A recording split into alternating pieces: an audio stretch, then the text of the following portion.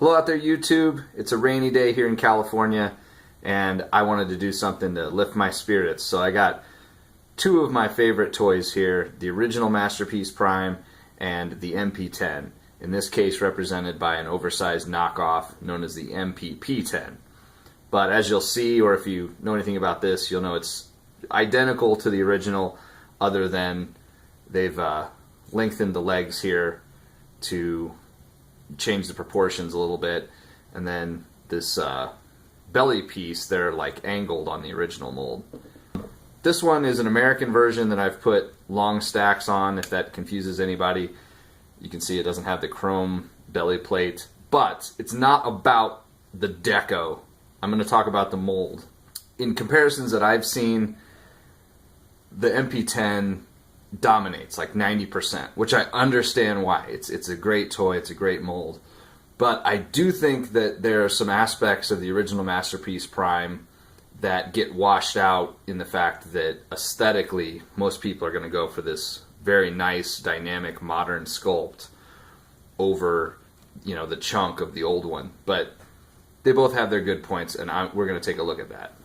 As robots, let's start off taking a look at their general appearance. Now, because this is an oversized knockoff, it's a much more one-to-one comparison, although he is maybe half a head taller when you put him back to back. But they are as close to the same size as you could get. Having the two, there's something about that original Masterpiece mold that the unapologetic blocks that he's made of that is very satisfying as an Optimus Prime. But of course, once as a 1/24 scale collector, I had this much bigger and much more appropriate for my collection Optimus Prime on the right. He became my number one, so I guess I fall in that category too. From the back, hey, you can tell some differences, but honestly it's kind of anticlimactic. They share so much in terms of the way that they're engineered that other than his back flaps kind of going like this and his kind of going like this, there's really not anything that's a substantive difference between the two. But anyway, there you go, back view. Now let's take a look at each one of them close up individually. The most important thing that I want to say about the original Masterpiece Prime is that, to me, the thing that he is a love letter to the 80s and to Transformers origins. It may have not been designed in the 80s, but everything about it, the weight, the heft, you can't understand how heavy he is until you hold him. The squareness, all the gimmicks, the rubber tires, it's everything that made the Transformers what they were as a toy line and as a, you know, sort of pop culture phenomenon, and that has continued to resonate. It's all right here, and that's what I really appreciate about this mold. Having said that, hey, his first gimmick, it's very simple, but man, I just love this. You push, when you put him down, you push up on the foot, and these flaps open up. Again, it's very, very simple. It's not like it's from the show, but just a great sort of super robot detail. A feature that modern engineering just can't match on Transformers is these pistons that appear at several of his joints. That kind of mechanical detail, you just don't see it these days with lower part counts and such, but even in the knees, see those pistons in there. One thing I love about the original Masterpiece Prime mold is that his matrix compartment bumper was able to rotate. So on this side you had the actual truck bumper, and on this side it has detail. Or you could paint this black, which is something that I've always wanted to do, so that you can't even see it through the windows. It just, I don't know, it just looks better to me than having just the front bumper of a truck obviously popping out behind the glass. And of course the matrix chamber itself was one of the mind-blowing gimmicks of this toy. Not only that you had a removable matrix that actually opened, but one that lights up as well.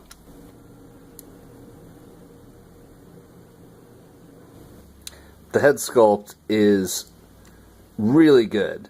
It's not quite as detailed as the MP10, but it's still very nice and a great representation of Prime. And of course, loaded with a gimmick where push this button, the mouth plate goes up and down. That is such a cool feature. It's fantastic. I love it. I also love the way that when you look here, it has this detail, so much detail. Big die-cast chunk, but it's still, they took the time to make sure there wasn't just a flat plate. Each of the arms has a little fold-out compartment featuring a keyboard and then a little spot where they have a picture. This will vary from version of the mold to version of the mold, but another thing that you see in the cartoon and another just small gimmick that really pops out. In his case, I think you start off with the head. Great sculpt. Love the ears, the crest here. Just everything about the way it looks is top-notch. Great looking Prime. You do miss a little of the side-to-side waggle from the ball joint, but the neck looks much better on this, and his head doesn't pop off, which sometimes is a problem with the original mold. Another great feature is the way that his matrix compartment works. When you open this up,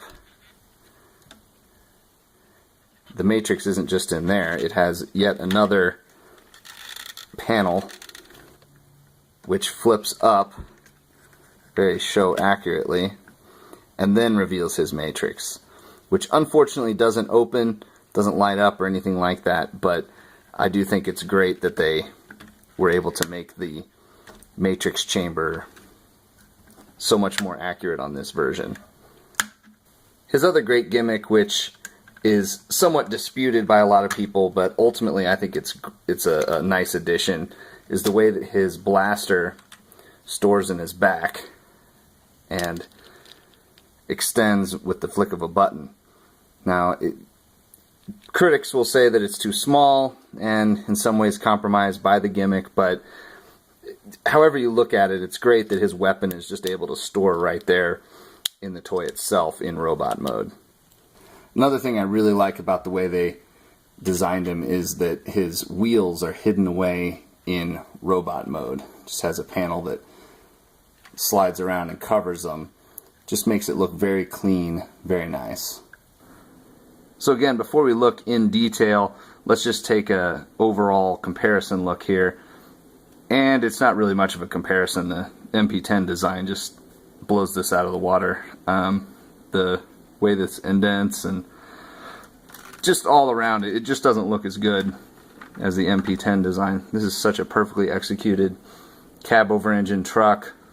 Really only straight on is there anything, you know, any comparison. I do like these clear headlights, but really you just look at them side by side. This is the clear winner. This thing's fantastic. In truck mode, the MP10 is just a thing of beauty. Its gimmicks are pretty much limited to these little flip-out rearview mirrors. It does have some nice clear tail lights. Overall, I think that looks really good. Then it has a gimmick with the smokestacks where in Prime mode you pull these up, but in truck mode you push them down. It does have that cool little piece that fills it up. But its main gimmick is just that it looks so damn good. In truck mode, MP1 may not be the prettiest thing, but he does have some nice features. First of all, his shape is very cartoon square, blocky. Looks very much like the way it does in the cartoon. And they took the time to have a little seat that flips up. Now you're not going to fit a character in there, but when you look through the clear windows, it does make it look a lot nicer in there. They also added some suspension, which is very much appreciated. Other than that though, pretty junky looking truck mode overall. So there you go. There's my thoughts on these two molds and how they represent their eras. I think they're both fantastic. I'm really happy to have both of them. Every time I think, oh, I can let go of the original now that I have this, I can't do it. I just can't do it. I love them both, and I recommend at least handling each version of the mold. See what you think. Anyway, thanks for watching. Take care until next time.